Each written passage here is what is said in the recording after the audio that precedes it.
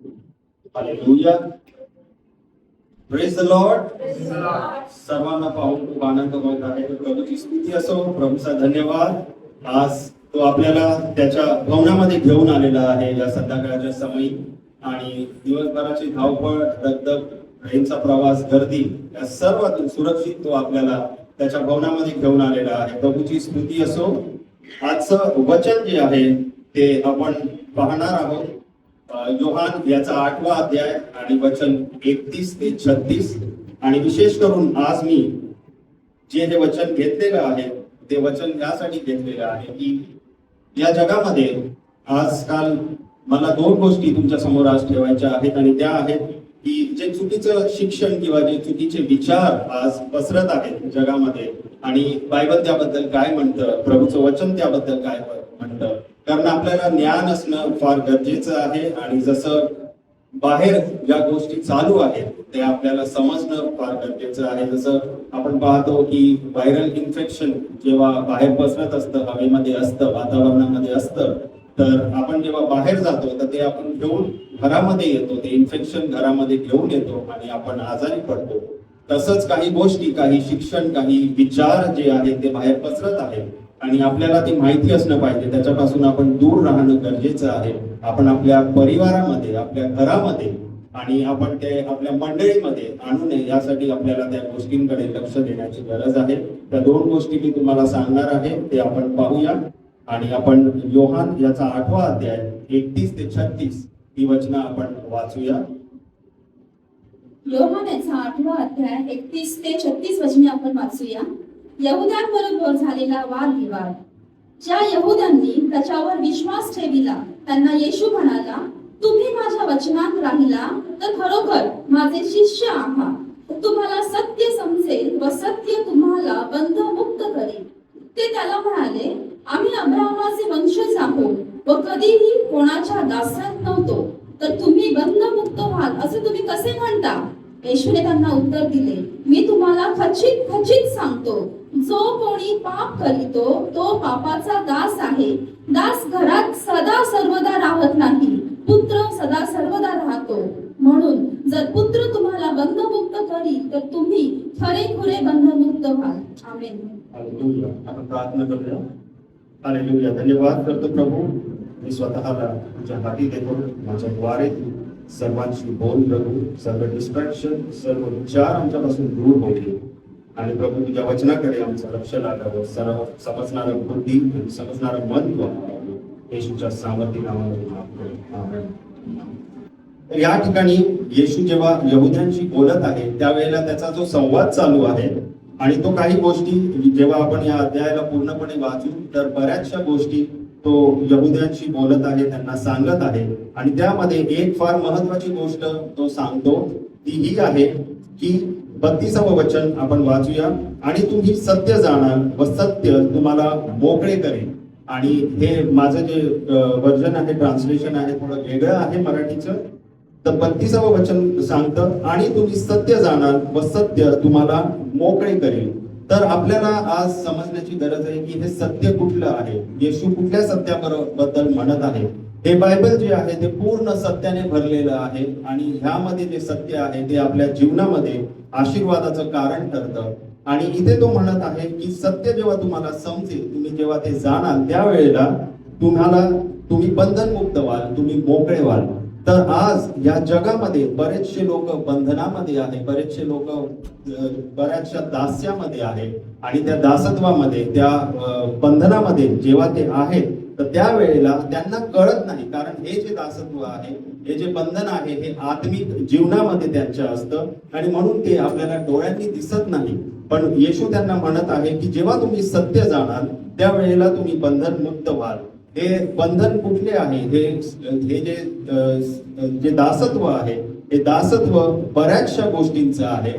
काही लोक चुकीचे विचार, काही लोक चुकीचे शिक्षण, काही लोक बऱ्याचशा चुकीच्या गोष्टी घेऊन एका बंधनामध्ये असतात आणि त्यांना पण माहिती नसतं की त्या गोष्टींमुळे ते लोक एका बंधनामध्ये आहे. आणि जेव्हा सत्य त्यांना समजतं त्यावेळेला ते त्या विचारांपासून, त्या स्वभावापासून, त्या चुकीच्या गोष्टींपासून ते लोक मुक्त होतात आणि तेव्हा ते लोक आशीर्वादित होतात.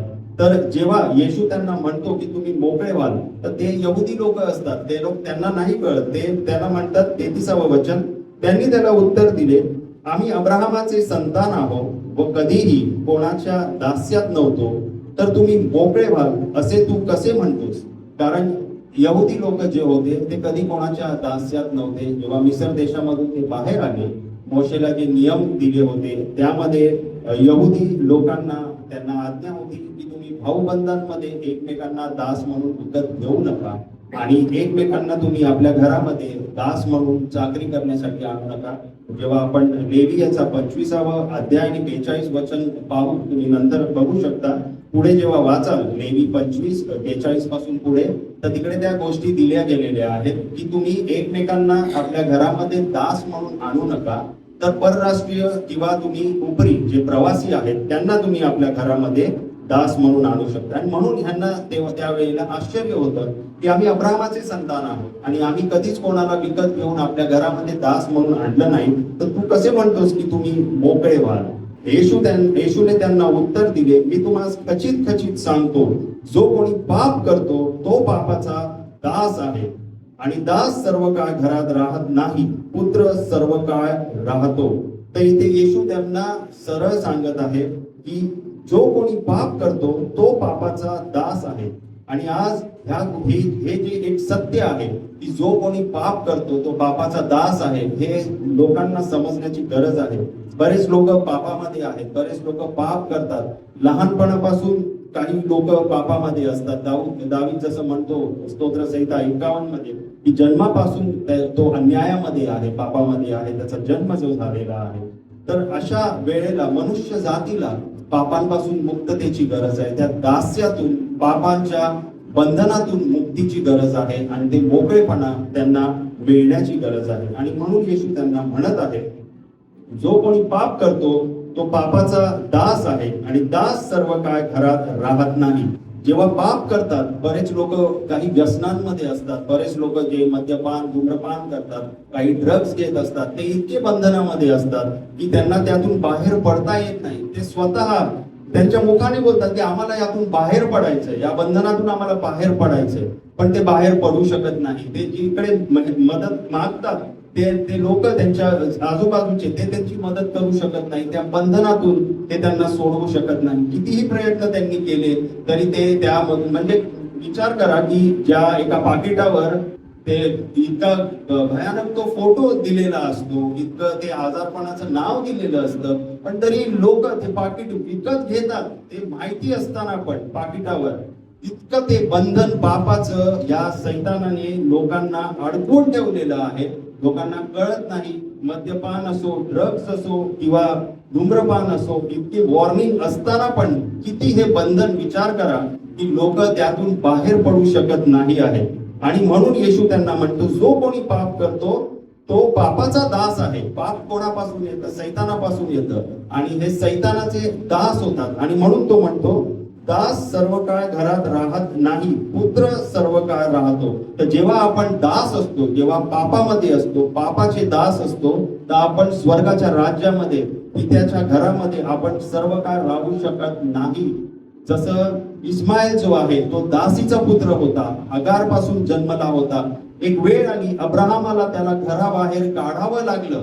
का? कारण तो दास म्हणून होता आणि पुत्रत्वाचा हक्क जो होता तो इसाकाचा होता. कारण यहोवा परमेश्वराने त्याला त्याच्याबद्दल वचन दिलं होतं आणि तो जेव्हा जन्मला, इसाकाला पुत्र म्हणून त्या घरामध्ये सर्वदा राहता आलं आणि इस्माईल जो आहे त्याला घराबाहेर निघावं लागलं. एक वेळ आली की तो त्या घरामध्ये राहू शकत नव्हता, कारण दास सर्व काळ राहू शकत नाही.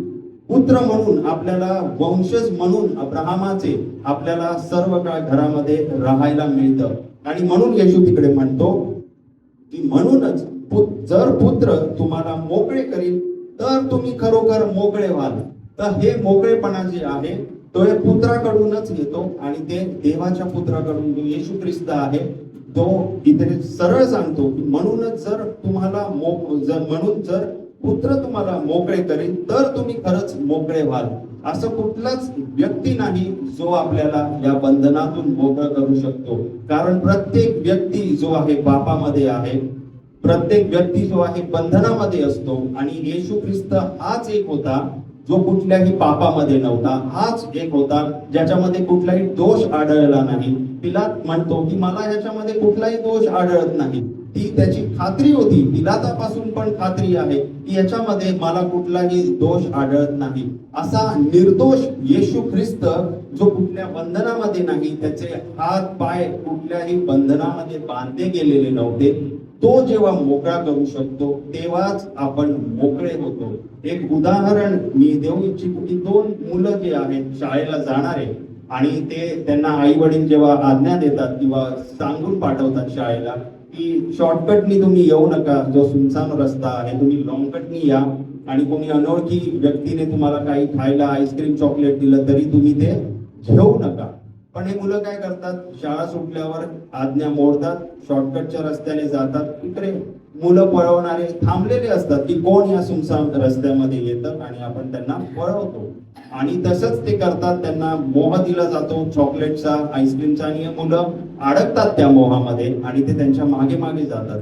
तेव्हा त्यांना दूर कुठल्या ठिकाणी घेऊन गेलं जातं, तिकडे त्यांना बांधण्यात येतं. पूर्णपणे त्यांना त्यांचे हात पाय मागे बांधले जातात, त्यांच्या तोंडाला पट्टी बांधली जाते की ते ओरडू नये, असं आपण बरेच वेळा पाहतो. आणि ज्या वेळेला ते लोक जर ते दोघं मित्र समोरासमोर खुर्चीला बांधलेले, त्यांचे हात पाय बांधलेले, ते एकमेकांना मोकळे नाही करू शकत. त्यांची किती इच्छा असली तरी त्यांचे हात आणि पाय बांधलेले आहे, ते बंधनामध्ये दोघेही आहेत.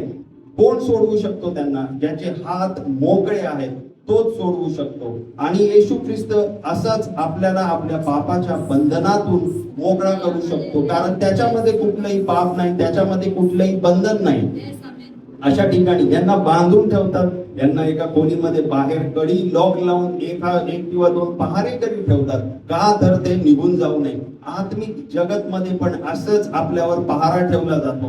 बंधनामध्ये आपण जेव्हा असतो असंच आपल्याला इतकं अडकून ठेवलेलं असतं, आपल्याला कळतही नाही की आपण ह्यामधून बाहेर पडण्यासाठी आपल्याला प्रॉब्लेम होतो आणि आपल्याला कोणीही सोडवू शकत नाही. अशा वेळेला एक पोलीसवाला इकडे जेव्हा येतो आणि तो मोकळा असतो, त्याच्याकडे शस्त्र असतं, तो त्या पहारेकऱ्यांना अटक करू शकतो, कारण तो एका अधिकाराने येतो त्या ठिकाणी आणि तो ती कडी तोडतो, ती लॉक तोडतो आणि तो दरवाजा उघडून त्याचे हात मोकळे असल्यामुळे तो त्या दोन्ही मुलांना त्यांच्या खुर्चीला ज्या साखळीने ज्या रश्शीने बांधलं असेल त्यांना मोकळं करू शकतो.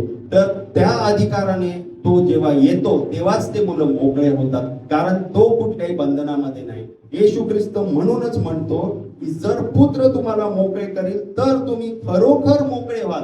म्हणजे हा मोकळेपणा जो आहे तो फक्त येशू ख्रिस्ताच्या द्वारे, कारण त्याला माहिती माझ्यामध्ये कुठलंच पाप नाही, माझ्यामध्ये कुठलंच दोष नाही आणि आपण आपल्या कामाने कधीही या बंधनातून बाहेर पडू शकत नाही. आणि एक जी गोष्ट आज खूप बाहेर पसरत आहे की आपण आपल्या चांगल्या कामाने, आपण आपल्या सत्कर्माने स्वर्गाच्या राज्यात जाऊ, असं होऊ शकत नाही. कारण आपण पाहिलंय की आपण सर्व बंधनामध्ये आहोत, आपण सर्व एका दासत्वामध्ये आहोत, पापाच्या दासत्वामध्ये आहोत आणि अंधकाराची शक्ती कंट्रोल करते हे आपल्याला दिसत नाही, पण प्रभूचं वचन सांगतं की अंधकाराच्या शक्तीचा पहारा आपल्यावर असतो. म्हणून लोक अपयशामध्ये असतात, जितकी मेहनत करतात. असं नाही की लोक मेहनत करत नाही, पण कितीही मेहनत करून पण जेव्हा त्यांना अपयश मिळतं ते का? कारण ते अंधकारामध्ये आहेत, ते एका बंधनामध्ये आहेत, म्हणून ते वाढू शकत नाही, त्यांची आत्मिक वाढ होत नाही, त्यांची पारिवारिक वाढ होत नाही, त्यांच्या व्यवसायामध्ये, त्यांच्या नोकरीमध्ये ते त्या बंधनामध्ये असल्यामुळे ती वाढ जी आहे ती थांबलेली असते. आणि जोपर्यंत पुत्र त्यांना मोकळा करत नाही ते मोकळे होऊ शकत नाही, कारण तो एकच आहे ज्याच्यामध्ये कुठलाही दोष नाही. तर ही एक गोष्ट जी आहे ती आज आपण सर्वांनी लक्षात ठेवली पाहिजे की येशू ख्रिस्तामध्येच आपल्याला उद्धार आहे आणि येशू ख्रिस्ताच्या द्वारेच आपण मोकळे होऊ शकतो. बाहेर आज फार लोक म्हणतात की मी माझ्या चांगल्या कामामुळे, मी खूप चांगला आहे, माझा स्वभाव खूप चांगला आहे. एक व्यक्ती आहे जिच्याबद्दल मी सांगू इच्छितो की कारण ही गोष्ट आमच्या समोर झालेली आहे की विचारलं गेलं होतं की जाणार का स्वर्गामध्ये, तुम्हाला काय वाटतं? त्या व्यक्तीने त्या महिलेने सांगितलं, हो मी जाणार नाही, दर संडेला चर्चला जाते मी जनावरांवर खूप प्रेम करते. माझ्या एरियामध्ये घरापासून जवळ जे आहे त्यांना सगळ्यांना मी बिस्किट खायला घालते, त्यांचा उपचार करते. बिस्किट खायला घालणं जनावरांना चुकीचं नाही आणि ते अयोग्य नाही असं मी म्हणत नाही, किंवा उपचार करणं चुकीचं नाही. 2 जनावरांना करत असाल तर 4ला करा, दोघांचा उपचार करत असाल 4घांचा करा. पण त्याने तुम्ही स्वर्गाच्या राज्यात जाल. हा जो गैरसमज आज पसरत आहे लोकांमध्ये, तो गैरसमज आज आपल्याला दूर करायचा आहे लोकांच्या जीवनातून. कारण लोकांना हेच वाटतंय की येशू ख्रिस्ताच्या उद्धाराची गरज नाही, आम्ही आमच्या चांगल्या कामाने आम्ही स्वर्गाच्या राज्यात जाऊ. आपण पुढे आपण पाहूया की जेव्हा उद्धार होतो, येशू ख्रिस्तामध्ये आपला उद्धार होतो, आपण योग्य बाप्तिस्मा जेव्हा घेतो, पश्चाताप करून आपल्याला पापाची क्षमा जेव्हा मिळते आणि त्यावेळेला आपण स्वर्गाच्या राज्यामध्ये जाण्याची जेव्हा तयारी करतो, ते आपण पाहूया आता पुढे की उत्पत्ती याचा 3रा अध्याय आणि 21वं वचन आपण वाचूया. हे उत्पत्ती 3रा अध्याय 21वं वचन. उत्पत्ती 21 वचन 3रा अध्याय 21 वचन आपण वाचूया. परमेश्वर देवाने आदाम व त्याची स्त्री यांसाठी चर्म वस्त्रे करून त्यांस घातली. 21वं वचन माझ्या इथे काय सांगतं, आणि यहोवा देवाने आदामासाठी व त्याच्या बायकोसाठी कातड्याचे अंगरखे करून त्यांना लेपिले. म्हणजे त्या दोघांना, आदामाला आणि हवेला जे आहे, ज्या वेळेला त्यांनी पाप केलं, एदेन बागेतून त्यांना बाहेर काढण्यात आलं, त्यावेळेला यहोवा परमेश्वराने कातड्याचे म्हणजे चामडीने बनवलेले वस्त्र जे आहे ते त्यांना घातले आणि मग त्यांना बाहेर काढलेलं आहे.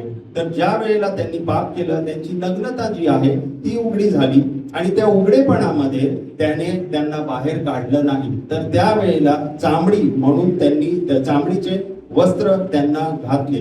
म्हणजे एखादा जनावर त्यावेळेला अर्पण केला गेला. जे पहिलं अर्पण जे आहे ते आपण ह्या वेळेला पाहतो, कारण आदाम आणि हवा यांच्याकडे चामडी होती आणि जे जनावर होते तिकडे त्यांच्याकडे चामडी होती. तर एखादा जनावर जो आहे त्याचं अर्पण, त्याचं रक्त वाहिलं गेलं आणि त्याच्याद्वारे जे चामडीने, जे फ्लेश मध्ये जे वस्त्र तयार केले गेले, ते वस्त्र घालून त्यांना पॅराडाईज एदेन बागेच्या बाहेर घालवण्यामध्ये आलं. आता नवीन करारामध्ये जेव्हा आपण प्रकटीकरणामध्ये पाहतो, तर उद्धाराचे वस्त्र घालूनच आपण स्वर्गाच्या राज्यामध्ये प्रवेश करू शकतो. हे झाले जे शरीरापासून बनवलेले वस्त्र, जे एका जनावराच्या अर्पणापासून बनलेले आहे. पण आता येशू ख्रिस्ताच्या बलिदानाच्या द्वारे उद्धाराचे जे पांढरे शुभ्र वस्त्र आपल्याला मिळतात आत्मिक जीवनामध्ये, ते घालूनच आपण स्वर्गाच्या राज्यामध्ये जे आहे प्रवेश करू शकतो. तर उत्पत्ती या पुस्तकामध्ये एक वस्त्र आहे जे शरीरापासून ते वस्त्र आहे बनवलेलं दर्शवते. पण प्रकटीकरणामध्ये आपल्याला पांढरे शुभ्र जे वस्त्र आहे ते पांढरे शुभ्र वस्त्र घालून आपल्याला स्वर्गाच्या राज्यामध्ये प्रवेश मिळणार आहे. आपण पाहूया इफिस याचा 5वा अध्याय 27वं वचन, ज्यामध्ये मंडळीच्या बद्दल दिलं गेलेलं आहे. आणि आपण काही वचन पाहूया जे वस्त्रांबद्दल सांगतात. इफिस 5वा अध्याय 27 वचन. आणि गौरवयुक्त मंडळी अशी ती स्वतःला सादर करावी, म्हणजे तिला डाग, सुरकुती किंवा अशासारखे काही नसून ती पवित्र व निर्दोष असावी. इथे 27वं वचन सांगतं, याकरिता की त्याने ती मंडळी गौरवी अशी आपणाला सादर करावी. मंडळी कशी सादर करावी, की डाग किंवा सुरकुती अशी नसलेली, काही नसावी, तर ती पवित्र आणि ठपक्या विरहित असावी. जसं आपले पास्टर नेहमी म्हणतात, ना डाग ना चुरी, न कुठला डाग, न कुठली सुरकुती आपल्या कामामुळे, आपल्या पापामुळे त्यामध्ये असली पाहिजे. आणि म्हणून जेव्हा आपला उद्धार होतो तेव्हा आपण कुठल्याही पापामध्ये परत पडू शकत नाही. जे उद्धाराचे पांढरे शुभ्र वस्त्र आपल्याला दिले गेलेले आहे येशू ख्रिस्तामध्ये, जे पित्याने आपल्याला नेसवलेले आहे, त्यावर आता आपली जबाबदारी आहे. जेव्हा आपला उद्धार होतो आपण परत कुठल्या पापामध्ये पडू नये. आणि हे चुकीचं विचार आणि जे शिक्षण आज परत पसरतंय, ते आपण परत पाप करू शकतो. काही मंडळांमध्ये, कारण माझ्या समोरची गोष्ट आहे म्हणून मी ही तुम्हाला सांगत आहे, की त्यांना वाटतं आता पाप करायचं लायसन्स जसं मिळालेलं आहे, त्यांना वाटतं उद्धार झाला, आता आम्हाला नरकाची भीती नाही, आता आम्हाला कुठल्याही पापाची भीती नाही. आणि असं पण काही लोक, काही मंडळ्या आज आहेत जे ह्या गोष्टींवर विश्वास ठेवतात. तर आपल्याला आपल्या वस्त्रांकडे, जे आत्मिक पांढरे शुभ्र वस्त्र आपल्याला आपल्या कर्मामुळे नाही तर येशू ख्रिस्ताच्या बलिदानामुळे मिळालेले आहे, ते डाग किंवा कुठलीही सुरकुतीपासून सांभाळून ठेवणं ही आपली जबाबदारी आहे. आपण पुढचं वचन वाचूया. प्रकटीकरण 19 याचा 8वा अध्याय. प्रकटीकरण 19:8. तिला तेजस्वी व शुद्ध असे तागाचे तलम वस्त्र नेसावयाला दिले आहे. ते तागाचे तलम वस्त्र म्हणजे पवित्र जनांची नीतिकृत्ये आहेत.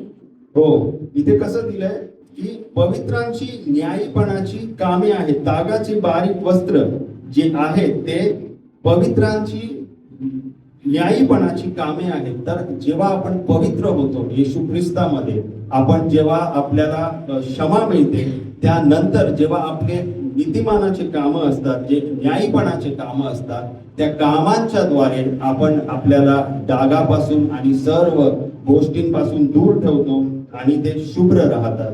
पुढचं वचन आपण पाहूया.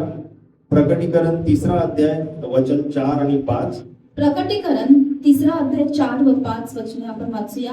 तरी ज्यांनी आपली वस्त्रे विटाळलेली नाही अशी थोडकी नावे सार्दिस येथे तुझ्याजवळ आहेत, ते शुभ्र वस्त्रे परिधान करून माझ्या बरोबर फिरतील, कारण तशी त्यांची योग्यता आहे. जो विजय मिळवितो तो अशा रीतीने शुभ्र वस्त्रे परिधान केलेला होईल. मी जीवनाच्या पुस्तकातून त्याचे नाव खोडणारच नाही आणि माझ्या पित्यासमोर व त्याच्या दूतांसमोर मी त्याचे नाव पत्करीन. आमेन.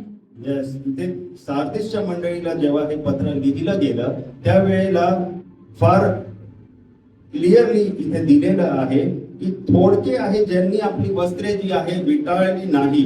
म्हणजे काही लोक आहेत ज्यांनी त्यांची वस्त्रे जी आहे ती पांढरी शुभ्र ठेवली नाही, आणि म्हणून येशू इथे म्हणत आहे की मी त्यांची नावं खोडणारच नाही जीवनाच्या पुस्तकातून. म्हणजे जीवनाच्या पुस्तकातून नाव खोडलंही जाऊ शकतं, आणि म्हणून आपल्याला फार मोठी जबाबदारी दिली गेलेली आहे की आपला उद्धार जो आहे तो आपल्याला टिकून ठेवण्याची गरज आहे. तेव्हाच तो म्हणतो की ते माझ्या बरोबर फिरतील.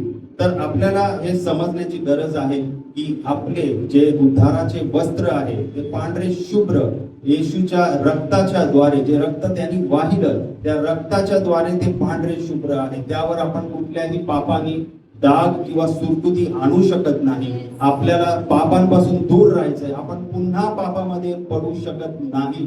हे दोन गोष्टी आज आपल्याला एकदम खात्रीपूर्वक समजून घ्यायच्या आहेत. आणि त्या रक्ताच्या द्वारे विचार करा की जे तरुण असतात, जे शाळेमध्ये असतात 10वीला 11वी 12वीला टीनेज मध्ये जे असतात, ते लोक वर्गामध्ये कोणती मुलगी आवडली तर ते लोक काय करतात, ब्लेड किंवा काय ते प्रोट्रॅक्टर म्हणतात, त्यांनी हातावर नाव लिहितात. का तर तिला दाखवण्यासाठी की मी एवढं प्रेम करतो, मला तू इतकी आवडते, की रक्त येऊपर्यंत ते लोक ते नाव लिहितात त्या जी मुलगी वर्गामध्ये आवडते ती.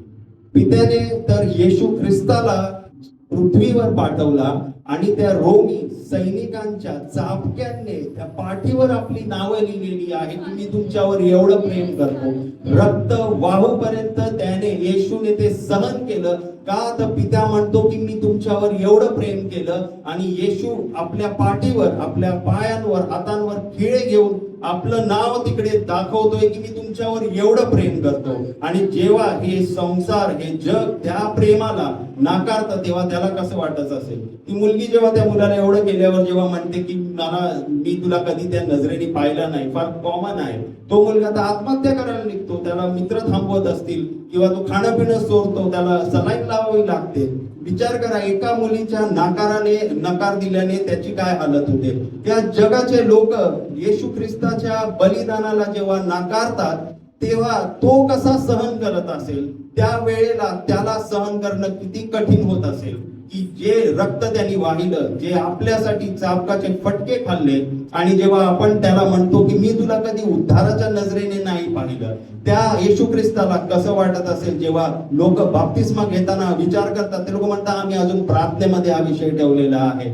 ते लोक 6-6 महिने 1-1 वर्ष अजून बाप्तिस्म्यासाठी प्रार्थना करत आहेत. लोक अजून अगुवाई नाही झाली आम्हाला म्हणून आम्ही बाप्तिस्मा नाही घेतला. अरे येशूने गेत्सेमानी बागेमध्ये रात्री प्रार्थना करत असताना पित्याला विचारलं की हा प्याला माझ्यापासून टळू दे, आणि जेव्हा पित्याने त्याची इच्छा व्यक्त केली त्यावेळेला दुसऱ्या दिवशी क्रुसावर त्यांनी त्याचा प्राण दिला आपल्या पापांच्यासाठी.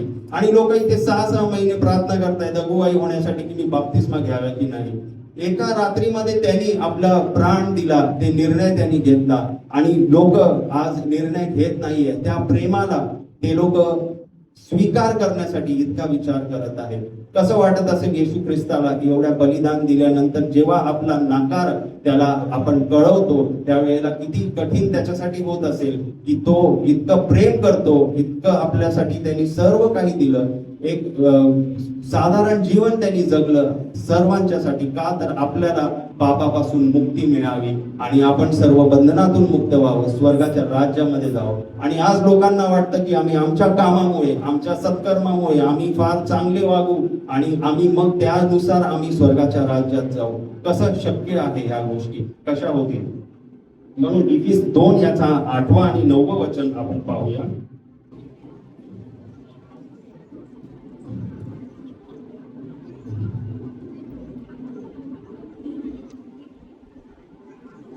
कारण तुम्ही कृपेनेच विश्वासाच्या द्वारे तारलेले आहात, आणि हे तुम्हापासून नव्हे तर हे देवाचे दान आहे, हे कर्माकडून नाही, यासाठी की कोणी नावाजून घेऊ नये. तर कृपेनेच, जी कृपा आपल्यावर झालेली आहे येशूच्या बलिदानाच्या द्वारे, त्याच्यावर जेव्हा आपण विश्वास ठेवतो त्याद्वारेच आपलं तारण होतं. आपल्याला कुठल्याही कर्माकडून नाही, यासाठी की आपण नावाजून घेऊ नये. हे आपण कधी म्हणूच शकत नाही की माझं तारण, मी ह्या गोष्टी केल्या, मी अशा गोष्टी केल्या म्हणून माझं तारण झालेलं आहे. हे आपण बोलूच नाही शकत. की त्याची कृपा आहे की त्यांनी ते आपल्याला त्याच्यावर विश्वास ठेवण्याच्या द्वारे ते तारण आपल्याला दिलेलं आहे. तर आपण कधीच आपल्या कामामुळे, आपण आपल्या सत्कर्मामुळे, आपल्या चांगल्या कर्मामुळे आपण स्वर्गाच्या राज्यात जाऊ शकत नाही. एक शेवटचं उदाहरण मी देऊ इच्छितो, ते आहे मत्ते 22 याचा 11 पासून 14 आपण वाचूया. आणि तो पूर्ण मत्ते 22 जो आहे पण 1 ते 14 मी तुम्हाला म्हणेन की तुम्ही घरी जाऊन ते वाचा आणि त्यातलं काही गोष्टी आपण पाहूया. पण त्यामागचं जे जो दाखला आहे मी तो तुम्हाला थोडक्यात सांगतो आणि मग मला काय सांगायचे ते मी तुम्हाला सांगतो. की एक लग्नाची मेजवानी जी आहे, राजाने त्याच्या मुलाच्या लग्नाची मेजवानी जी आहे ती ठेवली आणि सर्वांना आमंत्रित केले. आणि आमंत्रण दिल्यावर ते लोक ज्यांना आमंत्रण दिलं होतं, मेजवानीची जेव्हा तयारी झाली, मेजवानी तयार होती, त्यावेळेला लोकांना जेव्हा बोलवण्यात आलं तेव्हा कोणी शेतामध्ये गेलं होतं, कोणी व्यवसायामध्ये होतं, कोणी व्यापारामध्ये कुठे लांब गेलं होतं. त्या आमंत्रणाचा कोणी आदर केला नाही. आणि म्हणून जेव्हा ते चाकर आले ते म्हणाले की कोणीच आलेलं नाही. आणि काही लोकांनी तर जे चाकर पाठवले गेले होते त्यांना मारूनही टाकलं, जे बोलवायला गेले होते. आणि मग त्यावेळेला राजाला राग येतो आणि ज्यांनी त्यांना मारलं त्या चाकरांना, त्यांचा घात करतो. आणि मग राजा म्हणतो की चौकात जा, चव्हाट्यावर जा, रस्त्यात जा आणि जे असतील त्यांना तुम्ही घेऊन या, कारण मेजवानी तर तयार आहे आणि जे बोलवले त्यांनी आदर केला नाही, पण तुम्ही रस्त्यावर जाऊन त्या लोकांना घेऊन या. आणि जेव्हा ते सगळे लोक येतात ती जागा पाहुण्यांनी भरून जाते. आणि 11 पासून पुढे मी वाचतो, मत्ते याचा 22वा अध्याय वचन 11 ते 13 मी वाचतो. पण जेव्हा राजा पाहुण्यांना पाहायला आत आला तेव्हा ज्याच्या अंगात लग्नाचा पोशाख घातलेला नव्हता असा एक माणूस त्याला तेथे दिसला. आणि तो त्याला म्हणाला, गड्या, लग्नाचा पोशाख तुझ्याजवळ नसून तू येथे आत कसा शिरलास? तेव्हा तो उगाच राहिला. तेव्हा राजाने आपल्या चाकरांना सांगितले, याचे हात पाय बांधून याला बाहेरच्या अंधारात टाकून द्या, तेथे रडणे व दाट खाणे होईल. तर या ठिकाणी जेव्हा राजा येतो आणि त्या पाहुण्यांना भेटतो, एक असा व्यक्ती असतो ज्याच्या अंगामध्ये लग्नाचा पोशाख नसतो. तर मला वाटतं की ज्या वेळेला सर्व लोकांना बोलवलं गेलं होतं, रस्त्यावर ते चौकामध्ये होते, कोणी सूट घालून फिरत नाही. आपण जेव्हा बाजारामध्ये जातो आपण सूट घालून फिरत नाही. तर ते लोकांना जसं आणलं राजाने, त्याचे जे लग्नाचे पोशाख होते, राजाने त्यांची सोय केली होती की लग्नाचा पोशाख सगळ्यांना द्यावा. पण हा एक असा व्यक्ती होता ज्याने म्हटलं मला राजाच्या लग्नाचा पोशाख नको, मी माझे कपडे चांगले आहे, ज्या कपड्यांमध्ये मी आलो मी त्या मेजवानीला जाणार. आणि जेव्हा तो आत येतो तेव्हा त्यांनी पाहिलं असेल की लग्नाचा पोशाख जो आहे तो त्याच्या कपड्यांपासून, ते जे पोशाख त्यांनी घातले त्यापासून फार उच्च आहे, कारण राजाने दिलेला आहे, राजाकडून ती सोय झाली होती. आणि तेव्हा त्याला कळतं की त्याची चूक, त्याला कळते की मी राजाच्या पोशाखाचा नकार दिलेला आहे, मी तो पोशाख रिजेक्ट केला. आणि म्हणून राजा येऊन पण त्याला विचारतो की तुझ्याकडे लग्नाचा पोशाख का नाही. तेव्हा तो गप्प राहतो, तो उगाच राहतो, कारण त्याच्याकडे आता एक्सक्यूज नाही की मी तो पोशाख का नाही घातला. कारण त्याला माहिती, त्यांनी तो नकार दिला होता. तो म्हटला मी माझ्या कमाईने, जे माझ्याकडे आहे, मी माझ्या कमाईने ज्या पोशाख घेतला आहे विकत, त्यामध्येच मी येईल आणि मी स्वतःला योग्य समजतो. पण जेव्हा त्यांनी पाहिलं की लग्नाचा पोशाख जो आहे लग्नामध्ये जे राजाने दिलाय तो फार वेगळा आहे, आणि तेव्हा त्याला तो वेगळा आहे ते कळतं. अशा वेळेला जेव्हा राजा बघतो की यांनी माझा दिलेला लग्नाचा पोशाख जो आहे तो रिजेक्ट केलेला आहे, तो म्हणतो याचे हातपाय बांधून याला बाहेरच्या अंधारात टाकू द्या. तसंच आपण जेव्हा म्हणतो मला येशूच्या उद्धाराच्या वस्त्रांची गरज नाही, मी माझ्याच कामाने जे आहे स्वर्गाच्या राज्यामध्ये जाईल आणि त्या मेजवानीमध्ये जाईल. आपण नाही जाऊ शकत, गेलो तरी आपण जेव्हा तिकडे उभे राहू तेव्हा कळून येईल की आपण रिजेक्ट केलेलं आहे येशूचे उद्धाराचे वस्त्र, आणि आपण आपल्या पोशाखामध्ये फार कमी वाटू आणि आपल्याला कळेल की आपण स्वर्गाच्या राज्यात जाऊ शकत नाही. तर त्यावेळेला आपल्याला बाहेर टाकण्यात येईल. तर ह्या गोष्टी आपल्याला दोन्ही समजायच्या आहेत. ते एक आहे की उद्धार जो आहे तो येशू ख्रिस्तामध्येच आहे, मुक्ती जी आहे येशू ख्रिस्तामध्येच आहे. तो एकच आहे जो आपल्याला सर्व बंधनातून मुक्त करू शकतो, मोकळा करू शकतो, कारण त्याच्यामध्ये कुठलंच पाप नाही. आणि दुसरं की स्वर्गाच्या राज्यामध्ये आपण आपल्या कामाने नाही जाऊ शकत, तर आपल्याला त्याच्या बलिदानावर, त्याच्या तारणावर आपल्याला विश्वास ठेवून जायचा आहे. प्रभू परमेश्वर या वचनांच्या द्वारे सर्वांना आशीर्वादित करो. जेव्हा आपण कुठे कोणाला काही सुवार्थ सांगू तर ते लोक त्यांच्या गोष्टी जेव्हा सांगतील, आपल्याला माहिती असायला पाहिजे की येशू मध्येच का उद्धार आहे, आणि आपण आपल्या विचारांवर ठाम असणं गरजेचं आहे. कोणी आपल्याला भरकटू नये, कोणी आपल्याला फसवू नये. आपण सर्व प्रभूच्या वचनाच्या द्वारे या गोष्टी शिकाव्या. आपण प्रार्थना करूया.